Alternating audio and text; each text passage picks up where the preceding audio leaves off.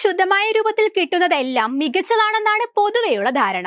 അതുകൊണ്ട് തന്നെ പ്രകൃതിദത്തമായ രീതിയിൽ ലഭിക്കുന്ന എന്തും അകത്താക്കുന്നത് നല്ലതാണെന്നുള്ള അഭിപ്രായവും ഉണ്ട്. എന്നാൽ അതത്ര നല്ലതല്ല എന്നതാണ് സത്യം.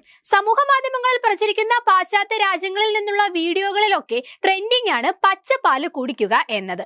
പച്ചപ്പാൽ അല്ലെങ്കിൽ അസംസ്കൃതമായ പാല് കുടിക്കുന്നത് ആരോഗ്യത്തിന് നല്ലതാണെന്ന തരത്തിലാണ് ഇത്തരം വീഡിയോകൾ പ്രചരിക്കുന്നത്. വീഡിയോകളിൽ പറയുന്നത് പാല് തിളപ്പിക്കുമ്പോൾ അതിലെ ബാക്ടീരിയകളും എൻസൈമുകളും ഒക്കെ നഷ്ടമാകുമെന്നും അതുകൊണ്ട് അങ്ങനെ തന്നെ കുടിക്കണം എന്നുമാണ്. എന്നാൽ മറിച്ചാണ് കാര്യങ്ങൾ. സാൽമോണല്ല, ലിസ്റ്റീരിയ തുടങ്ങിയ ഹാനികരമായ ബാക്ടീരിയകൾ ഉണ്ടായേക്കാവുന്ന പാൽ തിളപ്പിക്കാതെ കുടിക്കുന്നത് ആരോഗ്യത്തിന് വലിയ തിരിച്ചടി ഉണ്ടാക്കുമെന്നാണ് വിദഗ്ധർ പറയുന്നത്.